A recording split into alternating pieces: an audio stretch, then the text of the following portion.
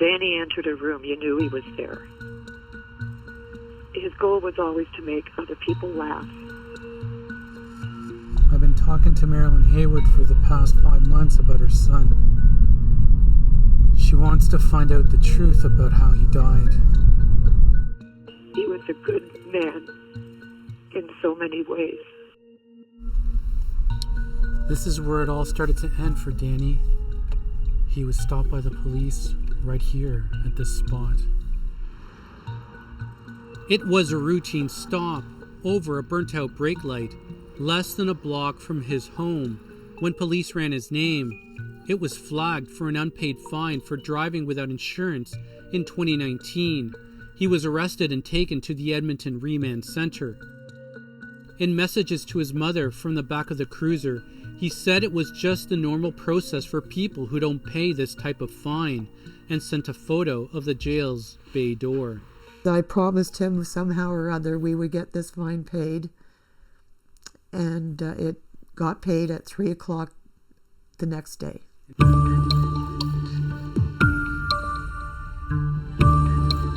Danny was supposed to be set free that night. Hours passed. Marilyn waited and worried.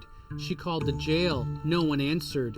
In the morning, a correctional officer picked up with information that shocked her. Danny was in the hospital.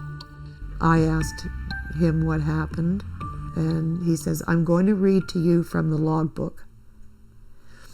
At the time of release, Danny got confrontational because he refused to wear a mask. And it took, I'm sure they said four men to restrain him. When Marilyn and Danny's 2 brothers arrived at the hospital, they found him unconscious, a ventilator keeping him alive. Danny, we're here, bro. We'll figure this out.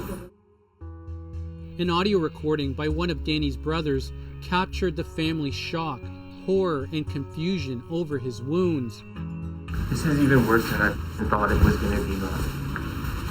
His eye is black, it's swollen. His whole side of his face is swollen. Days after he was jailed for not paying a fine, Danny was taken off life support. No one can prepare you to watch. No one can prepare you for when your son is dying. It's not something you will ever forget. It's not, you'll never unfeel it. The Edmonton Police is responsible for investigating deaths at the Remand Centre, but a week after Danny's death, the family received a call with news they couldn't believe. I'm with the Edmonton Police Service. Okay. I'm one of these staff sergeants. The death is not considered criminal. So you're saying that there's going to be no charges laid? Not from EPS. There won't be any criminal charges. The first thought was they don't think Danny's worth anything. They're not even to investigate. Danny's death didn't matter. Still searching for answers, Marilyn requested and received Danny's hospital records. The documents describe parts of his final moments. During a physical dispute with guards, he was pepper sprayed, sedated with injection, suffered cardiac arrest. It took 20 minutes to restart his heart. Blood at the scene. The damage that does. The violent scene still haunts an eyewitness who agreed to speak with CBC News. To listen to him get beat to death was hard, yeah. It was never over a mask. Michael Clausen stood next to Danny in line as they waited that evening, moments away from being released. He says the altercation was started by a guard. The guard starts hitting him, and then all you can hear is quit resisting,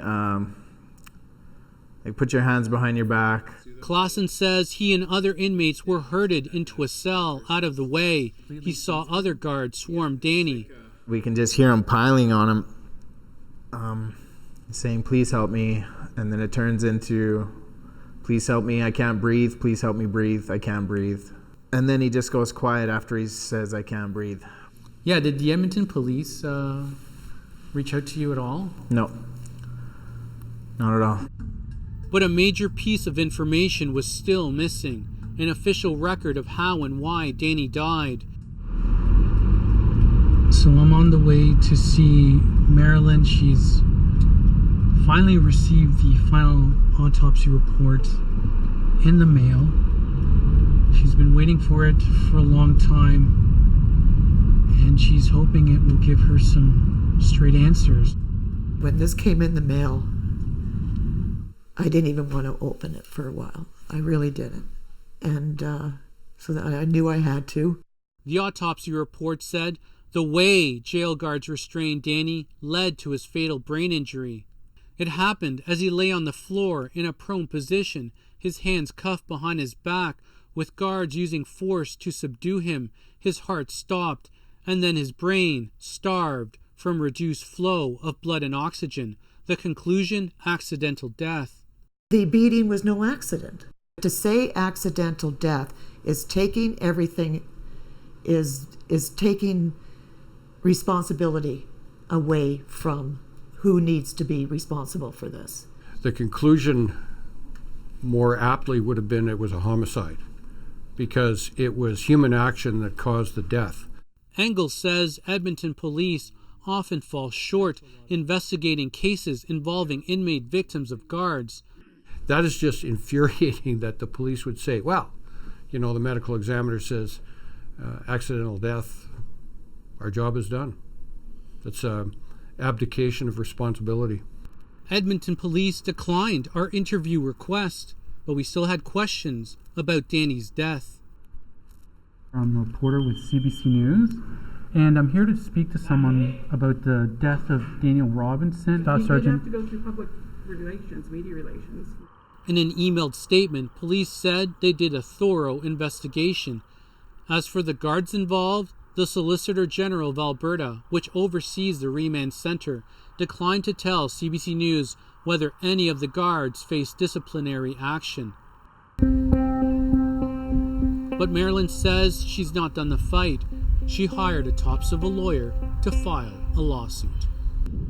To this day, nobody has ever phoned me from the Edmonton Remand Centre. No one has phoned me to say, sorry, your son died while he was here. Nobody. Jorge Barrera, CBC News, Edmonton.